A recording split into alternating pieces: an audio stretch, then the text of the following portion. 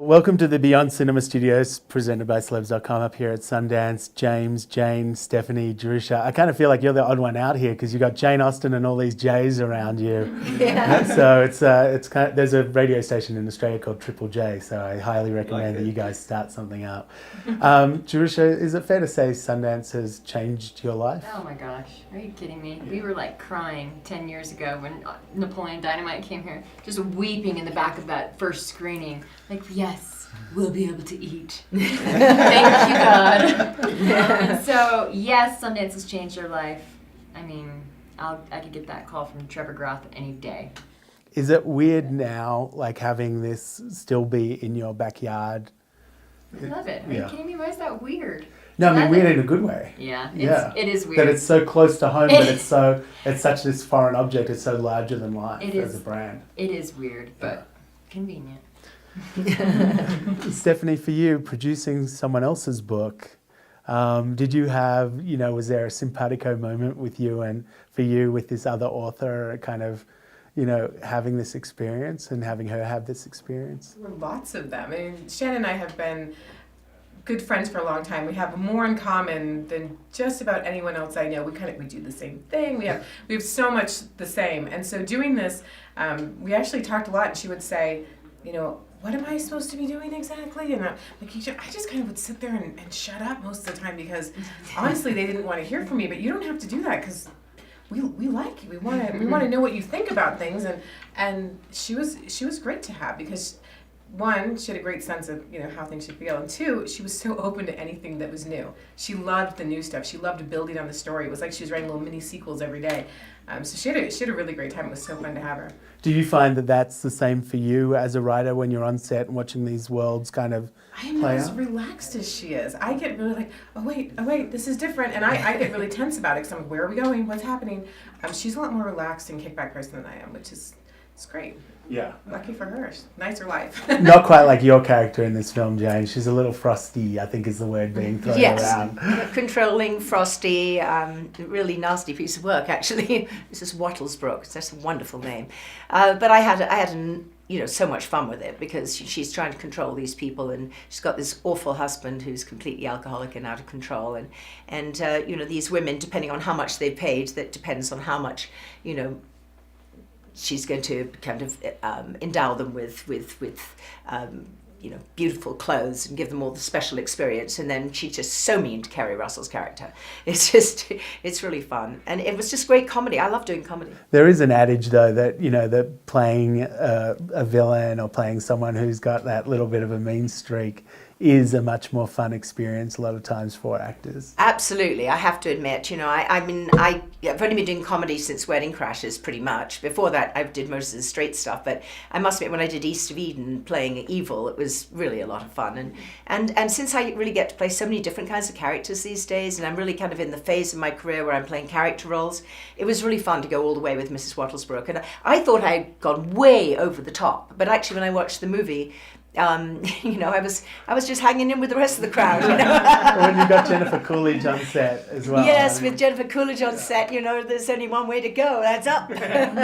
Well, you say the names are fun. Wattlesbrook, I like Knobley or Knobley, I know. The great thing about the movie, when I watched it, and I saw it for the first time yesterday, is there's just so much detail to watch. It's the kind of movie you want to watch, 3-4 times, because when you just start even looking what the art direction's about, I mean, those dinner tables, they had the most ridiculous things. They had like peacocks coming out of pies, and it was so disgusting. We were eating eyeballs, and I don't think anyone gets that the first time they watch it. But the layer upon layer upon layer that is in there, and the way that Mrs. Wattlesbrook is, I told Jerusha when I read it, I said she's a peacock. She's absolutely peacock. She's going to wear peacock colours, and she is a peacock, and everything will have a picture of her on the mug. There'll be the porcelain dolls in her image. Everything, it's all about her. And it's wrong. It's so wrong. What was the first time you met? Did you send her the script and then you got together for a coffee somewhere, or did you? Yeah, exactly. Exactly like that. And when I met her and I sat down and started talking to her, she had this panic attack on her face, and I thought, oh my gosh, how awful, she's hired me and she doesn't want me. There's something wrong with me. And, my initial reaction was, it must be the way I look. And she said, no, you sound American. I said, Jerusha, no, I'm not American at all. I can be frightfully British. And I started to give her about 50 different British accents, from every county of Britain. And she went, they have that many accents? And then she felt safe. I said, no, don't worry about it. I can Brit up. Exactly. Very cool. James as Colonel Andrews in this film, obviously coming on board with such an incredible cast of people who were born in the US and moved to England, people from England, people, That's right. it's kind of all over the place. Actually, I know JJ from like years and years and years, and so I was very excited that we would be together. It's always great when you actually film with your friends, and then also become friends with everybody else. It was a beautiful place where we filmed, and I was actually just telling somebody yesterday, I think we only used about 3 rooms in there. I mean, this place was so enormous. It went on and on and on, and then there was like the breakfast room, the drawing room, the Tupperware room, the second breakfast room, right. The big dining room, the second dining room, the ballroom. It was pretty fantastic. I remember when Aaron Spelling was selling his house, they advertised it as having a gift wrapping room. Like That's- it was so big that you I had a can't room actually. just I for can't that. get a house unless I have a gift wrapping room. It's one of the very first things that I asked the realtor. Do you have a gift wrapping Gift room? wrapping. What I appreciate is that he must give a lot of gifts. So what a nice guy, right? Yeah. But this place, I mean, West Wycombe Park, right? West Wickham played Pembroke Manor in the It has a very salacious history, doesn't it? How'd you find it? I'm just our locations manager. It's kind of tricky to get a house in England to shoot in and be able to have your way with the house, because a lot of them are owned by the National Trust or have a part ownership, and so this one had a little more lenient. Well, they did kick us out all the time. Oh, yeah. The tours would come through and Yes. actors go away. And if you touched a wall, someone would scream. Someone's from, there for every a second. 4 floors below. Don't touch the wall! Wow. Yes. For you guys, was that? I mean, because I know I remember reading there was I think it was a Screen International article or something way back when where they visited set, and they seemed to suggest that you guys had a lot of time to shoot this film. That you had a pretty relaxed schedule. Yes. Is that right? I mean, it was a 39-day shoot, which I think is very lovely for a first-time director. Very, very lovely. But no matter what your schedule is, you're going to fill it. If I was given 10 days, I would have been just as harried as the 39, because I just think that's the nature of film crew.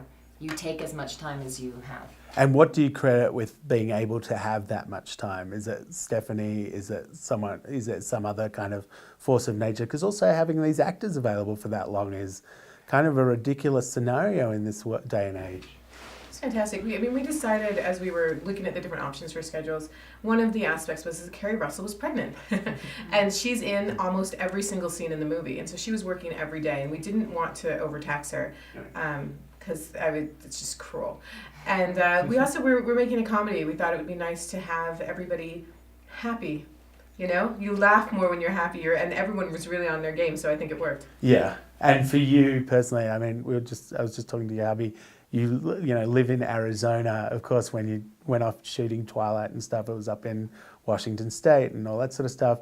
Being in England and having this completely different setting, what was that experience like? That was dreamy. She didn't have to have security guards. Oh, well, it was really surrounding relaxed. the, There was no the security, set. and we were on a beautiful estate. We'd get to work in the morning, park at our little circus, and then you'd walk up to the manor. These beautiful trees, and everywhere you're looking, it's just beauty. It was lovely. And Jerusha, for you, I mean, you've been writing all these projects. Obviously, been having projects with Jennifer Coolidge before and other people. Was that always a stepping stone for you to being a director, or did someone have to say, "Do it, let's do it," and take that step? I don't know what it was that made me want to do it. I think we had the time. It was time allowed. My kids were old enough to, not be hanging off me, and my husband wasn't doing anything at the time, or I think we were just writing a TV show, and so we just had time, and the book came along, and I was like, I'm not giving that up. I'm not giving it to another director to ruin. It's my project to ruin. So It does. It seems like an obvious this has to be a movie type of book, but it didn't come that easily from what I've read. I mean, in terms of, studio financing and things like that, or going, did you always want to go an indie route? I think we were just exploring all routes. Yeah. Well, there was a time, we were looking at options, and there were people who were, well, we'd have to change this, and you'll have to change this, and we're gonna do it this way, and first-time director, that's risky. There's a lot of risk that studios don't like to take on. So at a certain point, it's like, you know what, we're just gonna do this right. We're gonna do it ourselves and have creative control and have fun. And finally, the obvious question: if you had a Jane Austen, some land that you could go to, either a sports figure, literary figure, whatever it is, whose land would you like to go to? I would go to Patrick Swayze land. God bless his soul. Stephenie? Well, this is the fantasy land. If Austenland was real, I would be there. It would be perfect. Very cool. Jane? I'd have to say Austenland. I mean, I went and bought a house not very far away, 5 miles from Bath, and lived there and lived fantasy for about 26 years. So, kind of been there and done it a bit. So who's next then? Who's next? Yeah. Who's next? After Jane Austen? After Jane Austen. Yeah. Gosh, you see, I always have the privilege of playing all these characters. I mean, I got to play Marie Antoinette in Versailles, so I've done that one. Did Maria Callis. I've done Wallace. I don't know, I've got to think. I'd go live in Dr. Quinn world any day. I've done, no, you know what? I did that for 7 years. I've been there, done that, Me trust and me. Sully, are you kidding me? Even Sully, he's still looking really hot, let me tell you. I see him all the time. Okay, well, it's really hard for you to ask me that question because I go to those lands That's great. on a regular basis.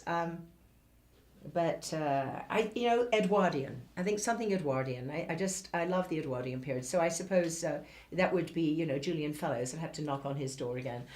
Upstairs, downstairs. James? Yes. Whose land would you go to? I don't know. Sports figure, literary figure? I don't know. I was asked this question yesterday. I don't know. But actually, I mean, Music? I've seen some early reviews of this film, and they were like, it's like Westworld with real people rather than robots. But actually, I really like the idea of Westworld. I'd love the idea of kind of going into a kind of cowboy town and meeting Yul Brynner. Very cool. Yul Brynner and Patrick Swayze You know are what? probably hanging out together. You know what? I did it. There's a lot of flies there, and the horses make a terrible smell. It's all automated. It's room. Oh, it's automated. Oh, I forgot that bit. Yes, well, with the real thing, trust me, horses have a mind of their own. Very cool. Well, congrats, and must be fun having a film that's so uplifting and enjoyable up here at Sundance. And so thanks for spending a few minutes with us. Thank you Thank very you. much.